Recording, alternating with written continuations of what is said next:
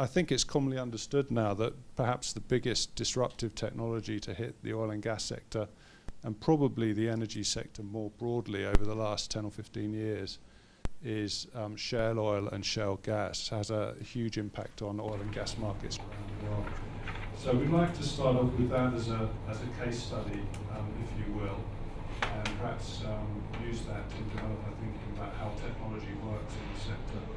So if I could turn to you, Carole, first, please. Could you give us an overview of the shale oil and shale gas story and how it developed? Hello, everyone. Before I answer the question that Angus asked about how the shale revolution came to change the realities of international energy markets, not just oil and gas markets, perhaps for the sake of those who don't have the background in energy, if I can explain briefly the difference between shale oil and conventional oil. Actually, they are the same. And shale oil can be of better quality of many conventional oil, but the difference is simply how we extract it from the ground. And it's the extraction method that has all the economic implications that we are seeing today. And for the formation, if you go back to really the first initial phase of getting that oil out of the ground, we have to understand that usually when we have oil formed in the ground, it starts in what we call the source rock, and then it migrates until it finds there's a trap, and there it accumulates and we have a reservoir. So this is a conventional oil. And what happens then to extract that oil out of the ground, we have to drill, and it takes time to build the infrastructure to get that oil out of the ground. So we have a long lead time between the investment decision and the time production starts. We're talking about 8 years easily, and in some cases it can be more than that. Yeah. So that is for the conventional. For shale, shale does not migrate anywhere. It stays trapped in this source rock. So it happens that we don't have the concept of reservoir. So what we need to do is to drill deep into the source rock and create fractures inside the rock to liberate that oil and gas and extract it.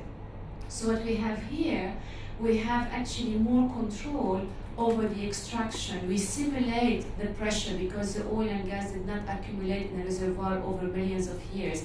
It's still trapped in very tiny places inside the rock.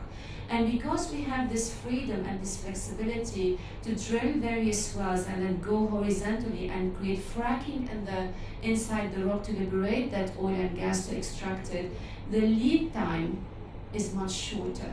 And that is the key difference between shale oil and conventional oil. So for conventional oil, for example, when oil price increases, you take the investment decision to take on a certain investment in a region or country or project.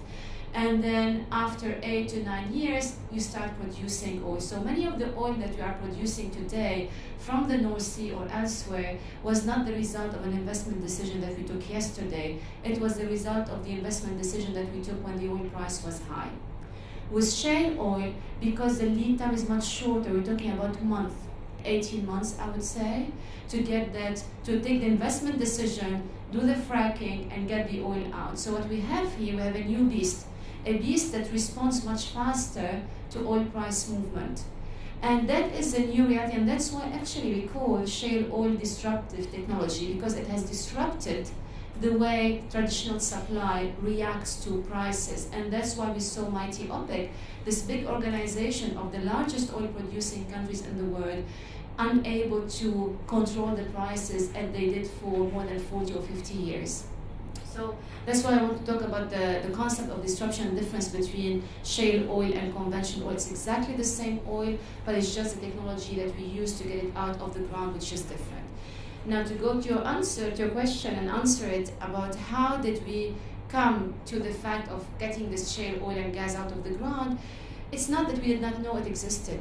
We knew it existed, and we also know there are much bigger resources that we haven't even thought about extracting. That's why I never subscribed to this concept of the world running out of oil and gas. I think we're going to stop using oil and gas long before the world comes close to running out of these resources. So we knew about the existence of shale for a long time, but A, we did not have the technology to get it out, and B, when we knew how to get it out, the costs were very high. And to justify something costly, it's very basic economics. Your price should more than cover that cost, or at least break even.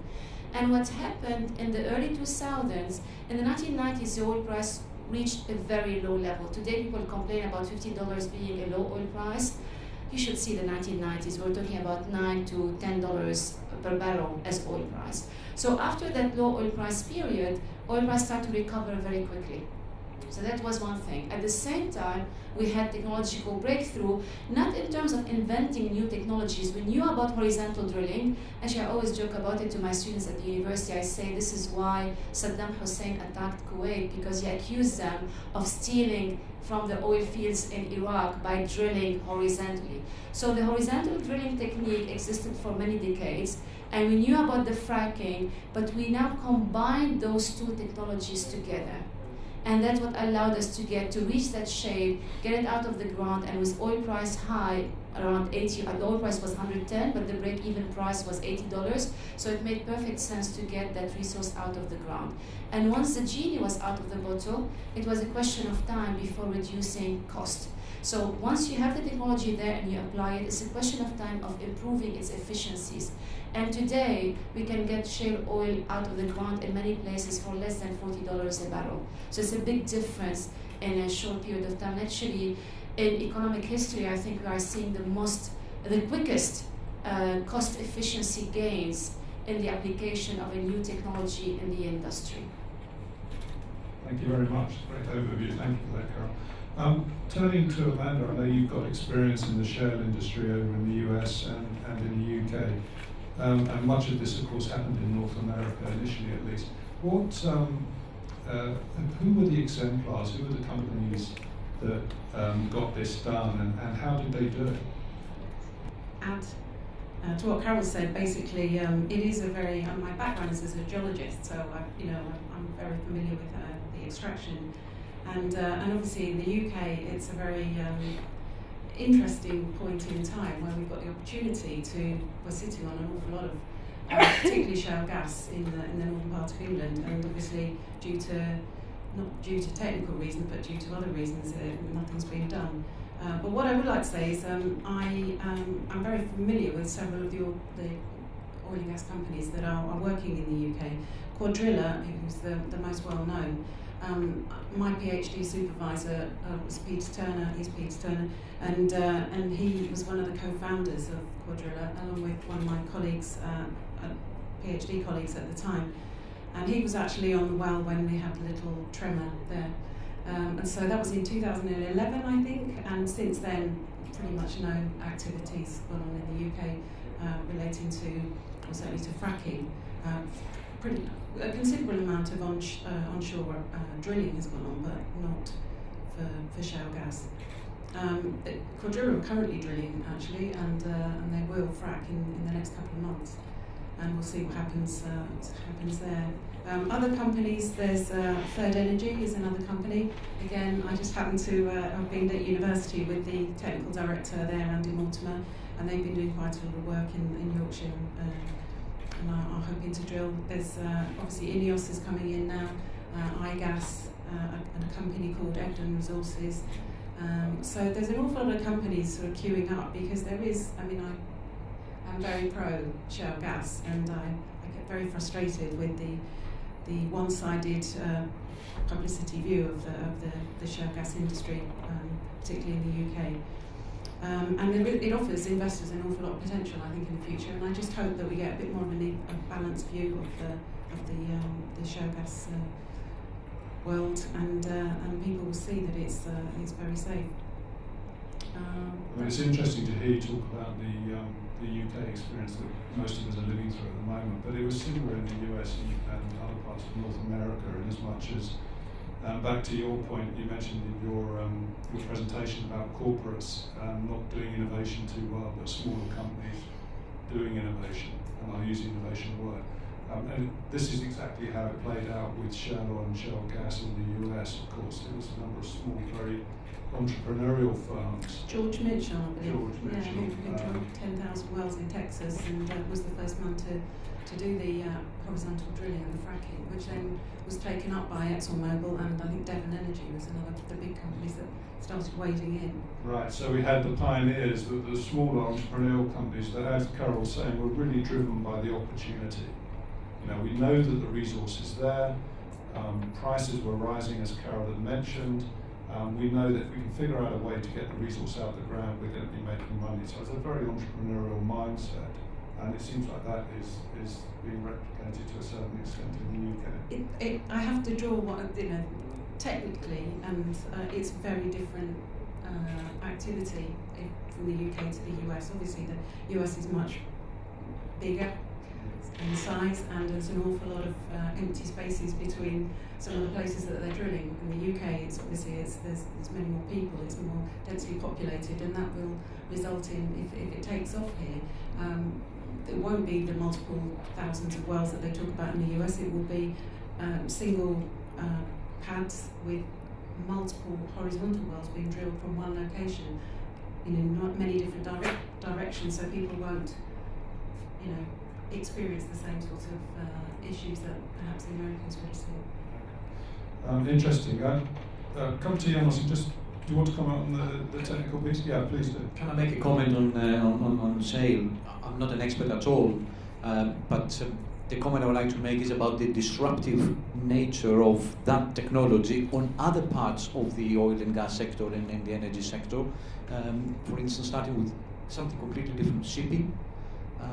Until yesterday, the whole world of shipping was based around that we take oil into America because that's where is the the number one economy. Now America is exporting. So would you believe that you'll be teaching, Carole, to your students? We have here this big oil exporter, and this is America, and that has impact on the shipping industry. Rewrite all the routes. Has an impact on renewable industry, which because of the oil price impact. As the oil price goes up, then some of these wells come up into production, push down the oil price. So we live in a world of, I wouldn't say permanently low oil prices, but oil price is fairly modest compared to what we have seen. Now in the renewable sector, people obviously wanted high oil prices to justify the transition from dirty oil and gas into clean and cheap renewables. Now the renewable industry, which in itself was a disruptor by its very nature, had to adjust and stay on that curve of innovation to adjust to compete with low oil prices and start doing completely different things, which is a different story. And one last disruption in the industry at large is the shift. Perhaps some of the big majors, they go from oil to gas, leaving particularly the downstream business, leaving the downstream oil business into some smaller players, some specialists, some specialist retailers, and concentrating in the gas sector. But you can ask me a question, I guess.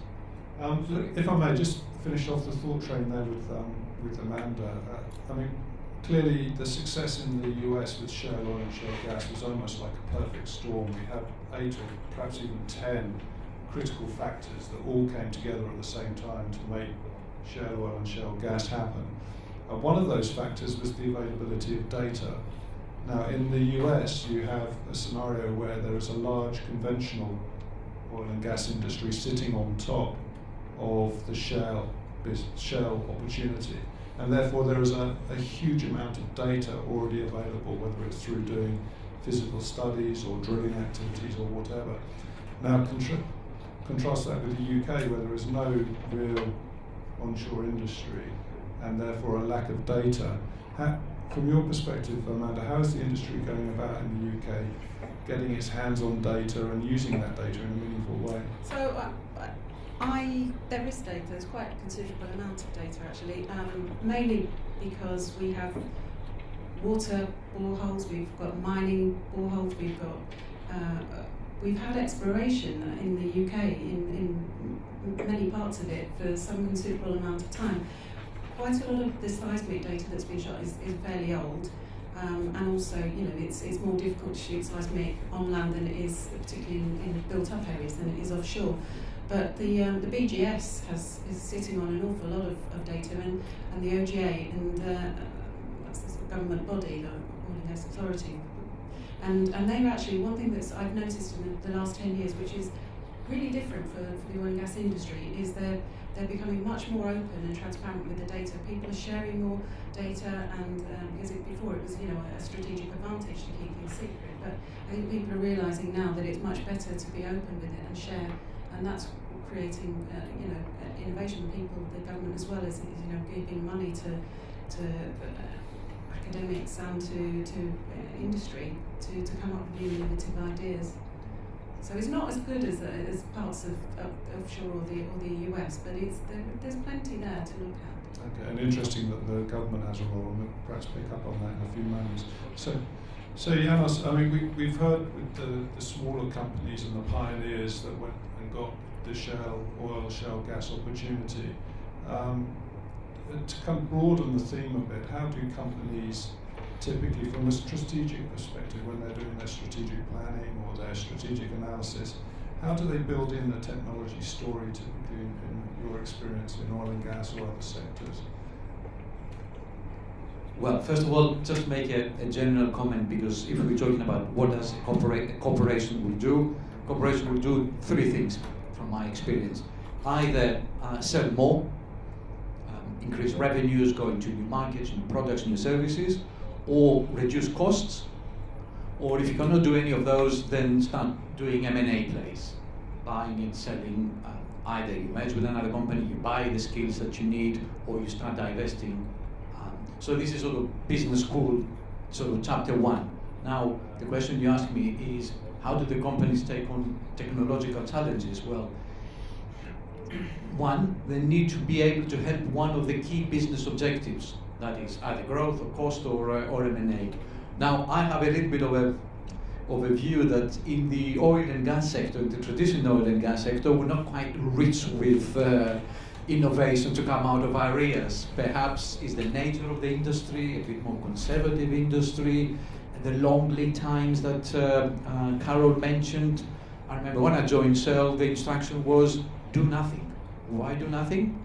Well, your predecessor thought about this project, and your successor will reap the commercial benefits, and you pay to manage the bit in between.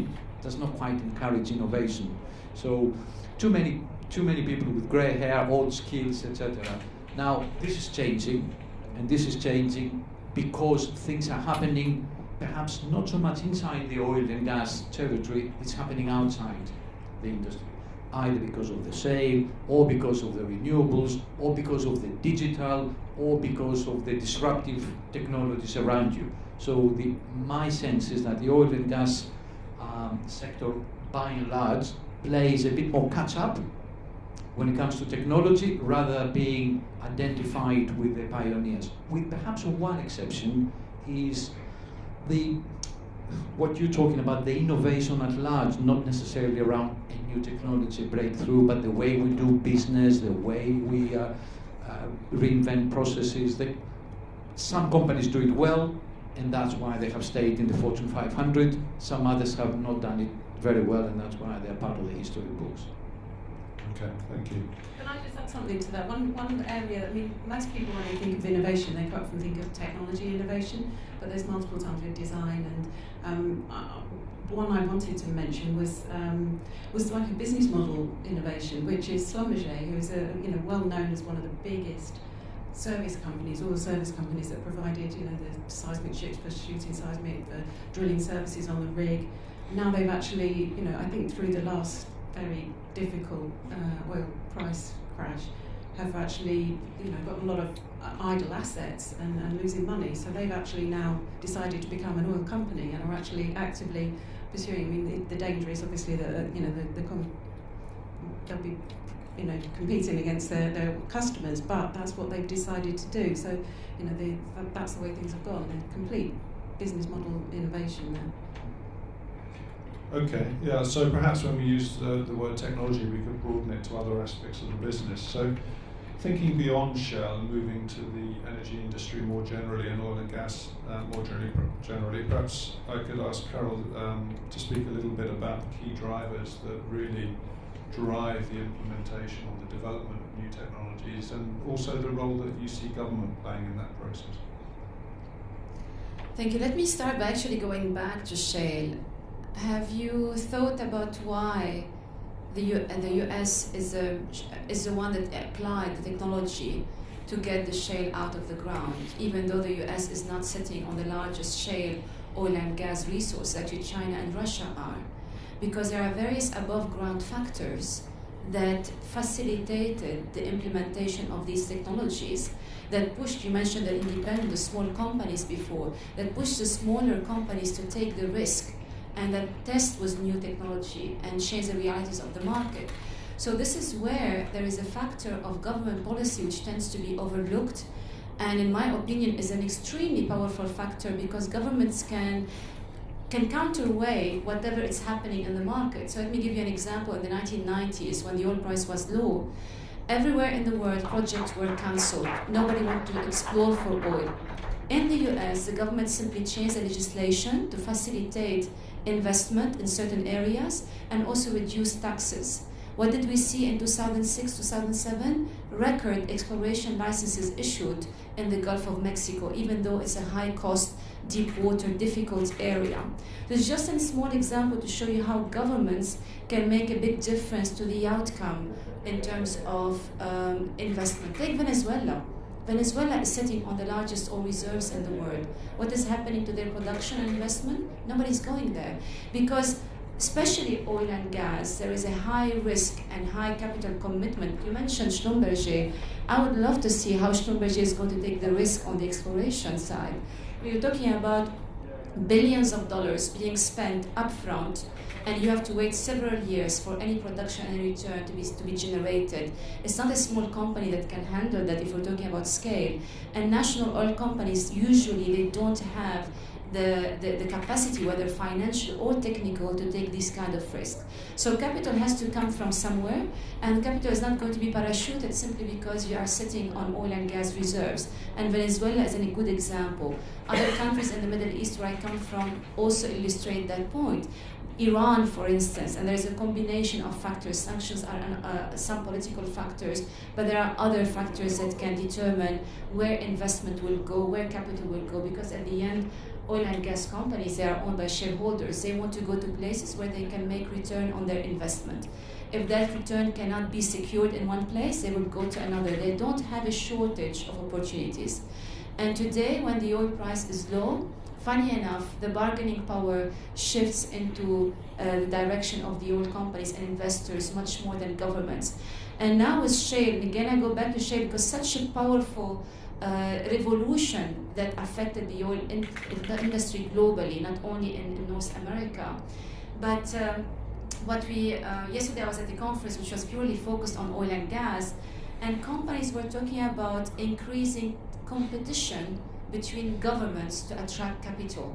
And they were talking primarily about tax competition. So we're going to see governments offering much more lenient terms than they used to in order to attract investors. So it's a bit a convoluted answer to the question. So in terms of government policy, it can make or break an investment decision where the capital will go to the country.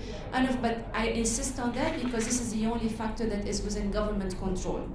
Other factors that go beyond government controls are usually price. So we have to see global market for oil, what is happening with price, what is OPEC is going to do, and what other producers are going to do. We also look at cost, and typically during periods of high oil prices, we see cost following the prices with a time lag of 6 to 9 months. So today what we're seeing cost efficiencies across the board. So here in the North Sea, we saw a decrease by 30% in cost following the reduction in price, another dimension that tends to be overlooked. And then there is, of course, technology, and what is happening not just directly related to the oil and gas sector, but when it comes to things such as the UK government or the French government saying that they want to ban the deployment or the sale of diesel or gasoline-based engine by 2040. Now, I find this a little bit hypocrite, I have to say, because on the one hand, the UK government tells the companies you have to invest more, you have to get the best technology to our country, but on the other hand, they are killing the demand for the product for these companies. So I don't know what that means for an investor who wants to commit billions of dollars for the next 30 years. I think there's a lot of uncertainty. Okay, thank you. So now, having looked at the government perspective of technology and some of the key drivers within the industry, Nakhle, perhaps I could ask you, I think it's fair to say, in fact, Yanos, you picked up on this point, that oil and gas companies generally are a little slow to take on new technologies. Why do you think that is, Amanda, and what can we do to be a bit better at it? In my experience, most oil and gas companies are very embracing of new technology and innovation.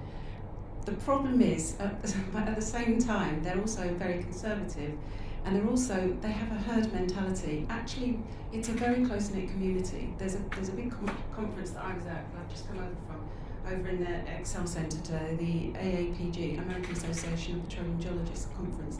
And everyone knows everyone, and they're all best buddies, basically. And it's very hard, unless one takes some action, for everyone to take some action. And I know that sounds really simple, but that honestly is pretty much where it's at. And so if you can kick one of them into action, the rest of them sort of tend to follow suit fairly quickly. I don't know generally what you can do to make them more innovative. I suppose the other aspect is they're quite secretive, and in the past, I think I said, because that's the advantage to their business. If they can keep information from others, you can be the first to exploit something new, be more open with that, do more integration through with the different service groups and academia. Make the government can help with tax. I mean, in this country at the moment, it's still very, very expensive to drill, and an awful lot of the revenues, if you sell, particularly oil, is taken by the government, and it makes life very difficult. So there are some of the things I think you can do, and it's the other issue is regulation. Obviously, there are health and safety, very impacts of everything that happens in the North Sea. And, Macondo and BP, I had 1 day from actually going bust. And so on the one hand, you want to be innovative and take risks, and any innovation requires some sort of experimentation, really, or experimental failure, but you can't afford to do that once in the oil and gas industry, so you've got that's holding people back as well, I think. I mean, it is an interesting paradox. It's a technology-led industry, and there's a heck of a lot of technology used, but we do seem to be a bit slow in taking new technology on board. And perhaps there we've got something to learn from other sectors, Yanos. And I mean, a key feature of our industry is certainly that we invest a lot of time and money on getting data, and we're swimming in data in oil companies. But we're not always the best at using that data. So is there anything that we can use on that front learn from other industries perhaps, or other sectors? For sure, that's a great point, and actually builds on what Amanda has been saying about cross-fertilizing ideas between various industry sectors. And here we're talking oil and gas energy, renewables, let alone other sectors. For instance, remember we're talking about renewables. Sort of technological revolution, and a lot of things have been I worked in the wind industry. What is the most advanced part of the wind industry? Offshore wind. And offshore wind, they're looking for expertise. And where do they look for expertise? In the traditional oil and gas sector, because they have done it before. So a bit of a circular economy. Now, to answer the point that Angus asked me, and I know we're competing with your tea break. One thing we can do is start learning from across sectors, and I mentioned here a little bit the skills between traditional oil and gas and offshore wind. The data is another one, because today the world is changed. We had it this morning. We have too much data. The question is, if I can summarize a whole day in one line, I would say I have it here. How you go from data to information, to knowledge, to intelligence, to wisdom. And that is a theme that it cuts across so many different industries, and is sometimes we can share as energy experts with other parts of the, because in seismic data, I'm not a seismic expert, you generate tons of data, and the question is, where is the maximum, where's the best oil field, and where's the maximum IRR? in other sectors, downstream oil, it was all about marketing and supply chain optimization. In renewables is where is the best wind resources.